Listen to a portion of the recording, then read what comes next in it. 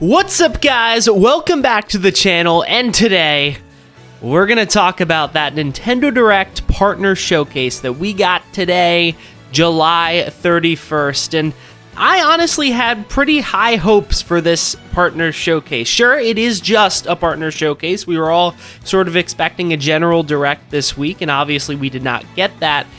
But this is a new generation, right? This is the Switch 2, the most powerful Nintendo console of all time. The possibilities are endless for ports and new games on this console, and we saw that in the April 2nd Direct with a game like the Duskbloods, or even ports like Elden Ring and Final Fantasy VII Remake. So I expected a partner showcase with some fireworks, and instead, we didn't even get a sparkler. That was a pretty bad partner showcase that we just got today, but as we always do, we're going to talk about the Direct, give impressions on some of the games that interested me, and then I'll give some takeaways on what this could mean for the rest of 2025 for Nintendo, and just the weirdness of this partner showcase and the weirdness of Nintendo writ large in this new generation. First, let's just run down the games that interested me, and it's not a very long list, unfortunately. We started the Direct with Monster Hunter Stories 3 Twisted Reflection. This was a pretty cool announcement to get off the bat, and I thought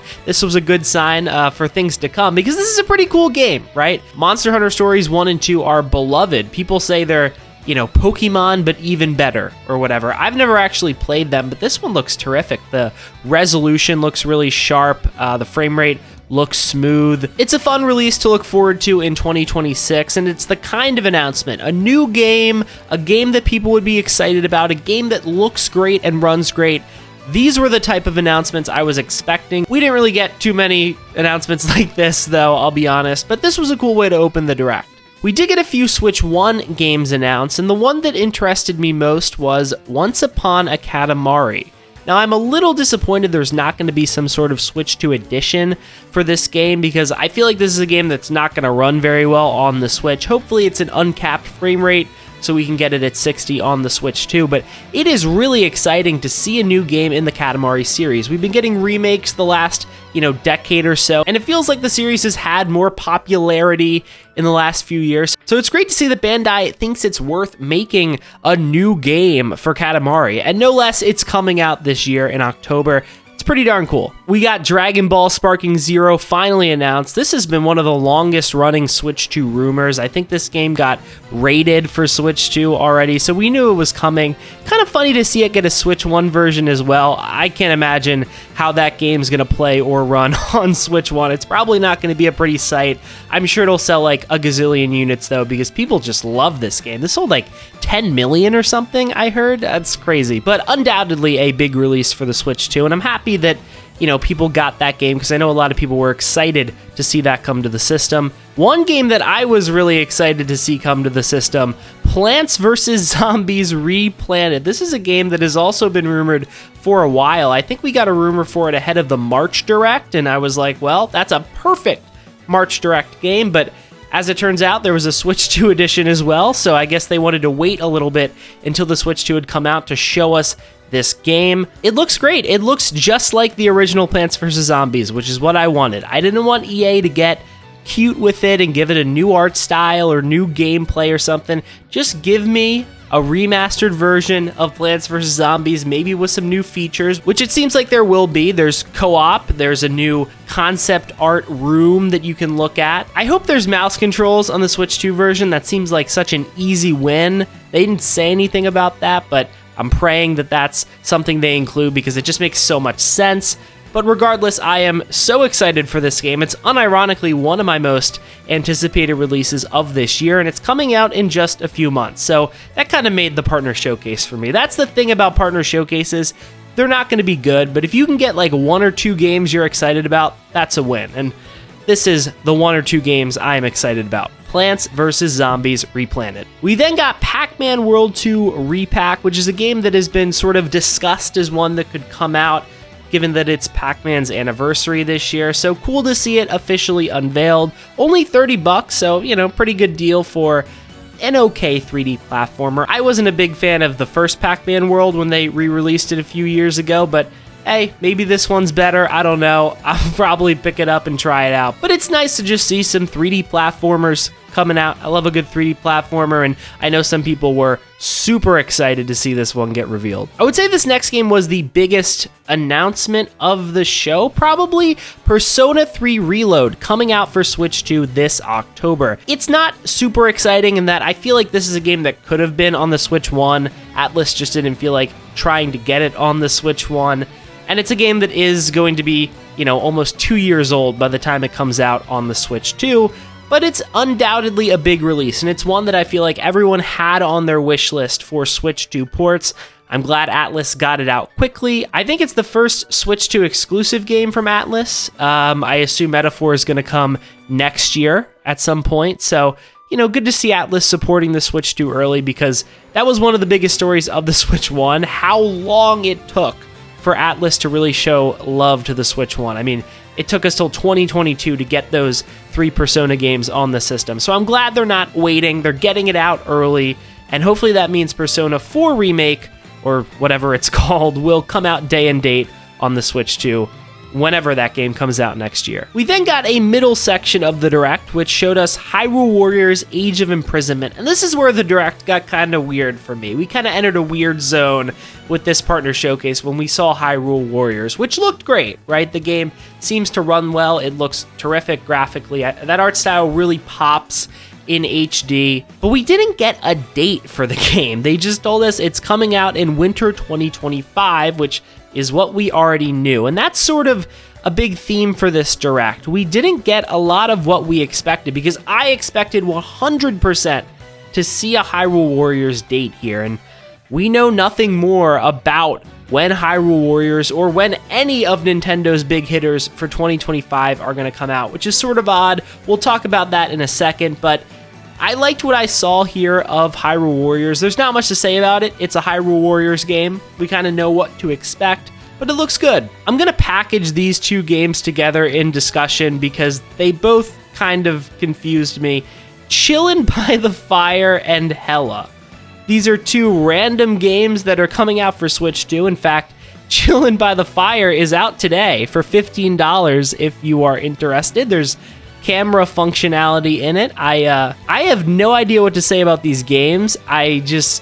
We've heard all of this stuff about how Nintendo's been a little bit secretive, a little bit restrictive with the dev kits, and yet somehow Chillin' with the Fire is a game that's coming out 2 months into the Switch 2's life. I don't understand this. This got like a really long trailer in this presentation. This was a very 2020 partner showcase coded announcement. Where we got all of those weird games in the early partner showcases that were not very good. This was an announcement that would have been right at home in that July 2020 partner showcase. I have no idea why this was in the Direct. I hope it's great. I hope, everyone is having fun with Chillin' by the Fire as we speak, but can't say I'm interested in that game. Meanwhile, Hella, I'm grouping it in with Chillin' by the Fire because this is another game that I have no idea how this team got a dev kit or whatever. This game, I guess, looks a little more interesting. You're a mouse in this big foresty area. I can't say I'm interested in this one either. I'm just like, why was this here? Like, I was expecting Red Dead 2 and, Resident Evil and Elden Ring, and instead we got Hella, which is a game starring a white mouse. Okay. Good for these developers getting in a partner showcase so early in the Switch 2's lifespan, but I don't have much to say about their games. Chronos: A New Dawn, this was a cool one. We knew about Chronos, of course. We've known about this game for a while, but I don't believe we had a date for it.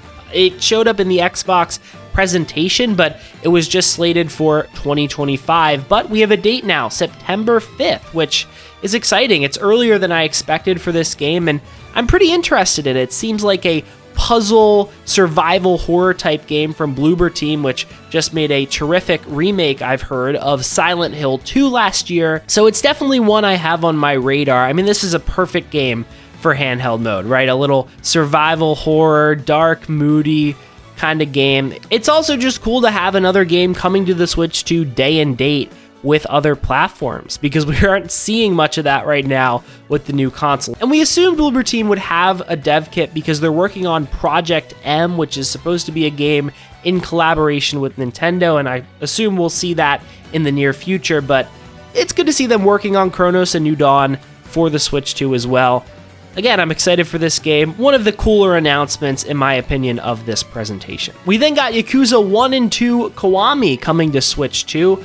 Yakuza 1 Kiwami, of course, came to the Switch last year. It looked a little crusty, so I never picked it up, but it's getting an upgrade for the Switch 2, which is cool. And then Yakuza 2 Kiwami, which was not on a Nintendo platform before today, also coming to the system in November.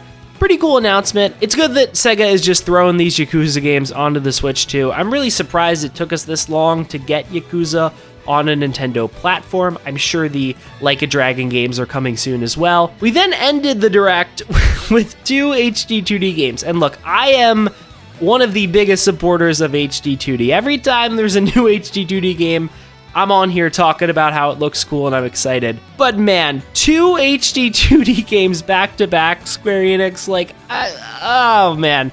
We're getting to a point of diminishing returns with this art style. If it was just one of these games to close the Direct, I think it would have had more impact. But seeing these 2 back to back, my eyes almost glazed over. But both of these games on their own accord do seem pretty cool. The Adventures of Elliot Millennium Tales, which has a demo right now, that's pretty exciting, is an action RPG in this HD 2D style, which I think is the first time we've seen that, at least from Square Enix, so that's pretty cool. I'll definitely play a little bit of it today, since there's a demo out right now. The area that this game takes place in is Philadelphia. Where did you come up with that one, Square Enix? Great name. Philadelphia. But yeah, this game looks pretty cool. And then we got Octopath Traveler 0 right after that, which is a game that sort of leaked right before the presentation. I'm no big Octopath guy, I'll be honest. It's not one of my favorite games by any means, but cool for people who are interested in the series. I'm surprised it is big enough to where we can get sort of a prequel/spin-off for it. Apparently this game started as a mobile game, like it's on iPhone and Android right now, which got me a little less excited if that's true, that this is an adaptation of a mobile game, because it looked pretty good in the Direct. So if it is essentially just a mobile game redone for the Switch 2, that is a little less exciting, but it's still cool to see Octopath Traveler thriving, getting a third game. That is pretty cool. I'm sure Octopath 3 is in the works and coming eventually. But it was a weird way to end the Direct, especially considering we got a game that looks pretty similar to it right before it. But those were the announcements that interested me in this partner showcase. And again, it was not a very long list. I expected to have a list 20 games deep coming out of this Direct, I'll be honest, because I thought it was going to be one with a lot of crazy third-party announcements, right? We got basically none of what we thought were locks. Elden Ring Tarnished Edition, which doesn't have a date yet, we didn't see. Final Fantasy VII Remake, which is just dated for winter 2025 right now, we didn't see.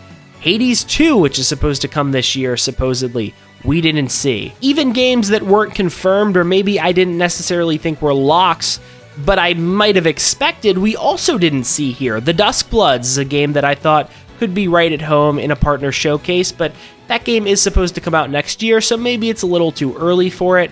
But other rumored games like Baldur's Gate 3 I thought would be perfect for this presentation. Anything from Microsoft, who are supposed to really be supporting the Switch 2. We didn't see a darn thing from them. Red Dead Redemption 2, which would have been a huge announcement for the Switch 2 and supposedly is getting a next-gen patch soon. We still haven't heard about that, but we certainly didn't see it here.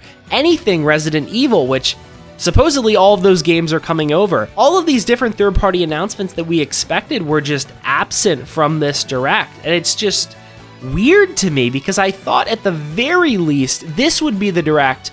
Even if it doesn't have anything first party, this would be the Direct that opened the floodgates for third-party titles, because we've heard that Nintendo's holding back third-party titles, that they've asked developers to not announce games for the Switch 2 so they can have them at a Nintendo Direct. And perhaps that means a Direct is coming later, but I certainly didn't see anything in this Direct that would indicate that they were holding things back. Announcements that are so big that they just had to be at Nintendo's showcase. I didn't see any of that here. I mean, the big announcements of this Direct, in my opinion, were either games that could have been on the Switch 1, like The Adventures of Elliot or Octopath Traveler 0 or Monster Hunter Stories 3. You know, those are big announcements of new games, but are not games that feel like they could only be on the Switch 2. And then there are games that theoretically could only be on the Switch 2, but they're ports from years ago, like Persona 3 Reload, or even Star Wars Outlaws, which came out a year ago. The one exception to that is Chronos: A New Dawn. I don't think that could have ran on the Switch 1, and it is exciting to see that come day and date with other consoles, but I expected more of that. I expected, Metal Gear Solid 3 Delta maybe to come out not day and date, but a few months after the other console releases. I expected, the Resident Evil titles and maybe even a tease of Requiem coming to the Switch 2. I expected, again, games like Elden Ring and Final Fantasy VII Remake, which we know are coming. We've seen them running on the Switch 2. We just need dates for them.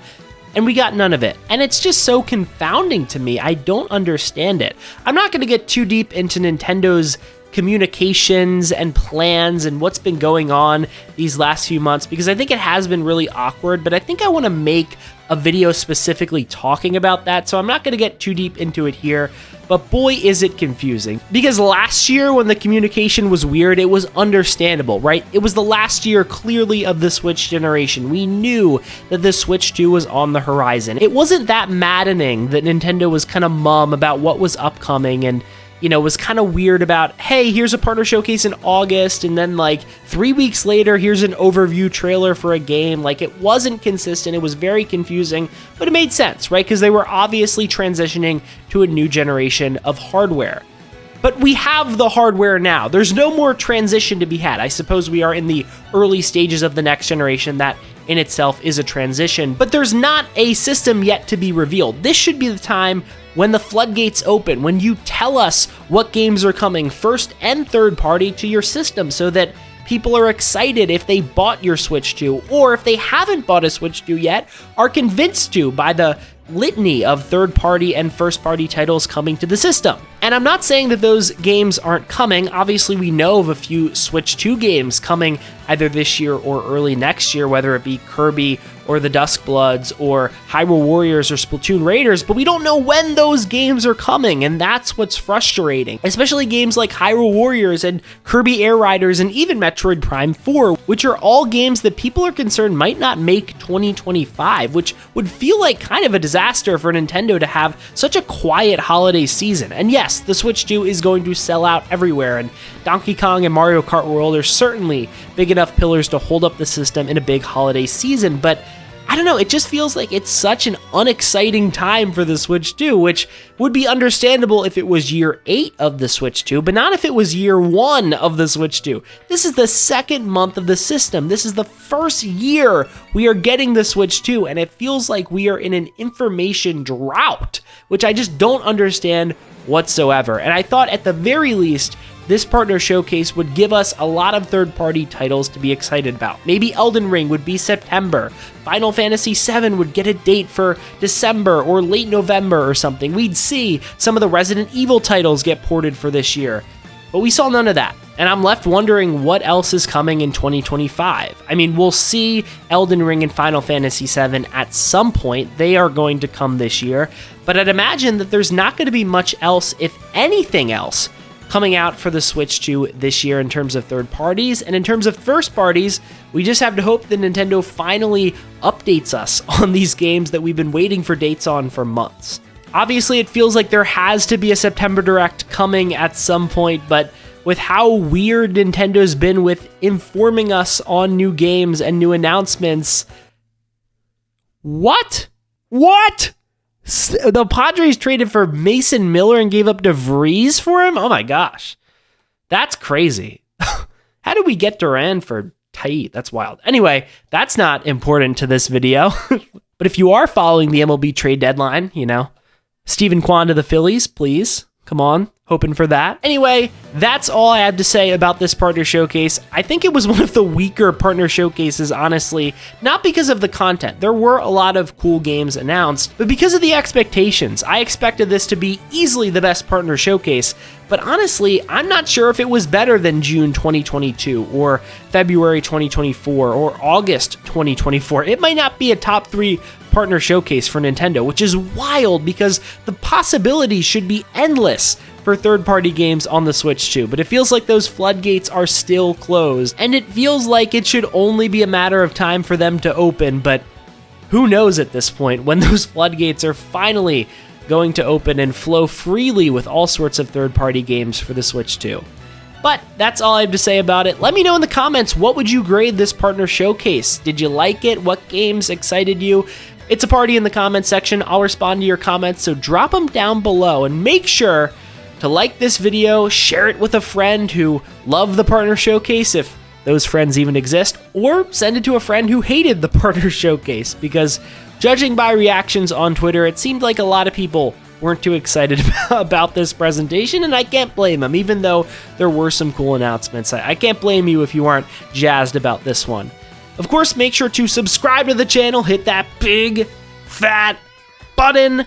I've got some videos in the works. I'm going to do a video on the new Mario Party Jamboree expansion soon. I'll do a video talking about Nintendo's Weird 2025 soon, and I'll also do a video eventually when I 100%ed probably on Donkey Kong Bonanza, which I have been loving recently.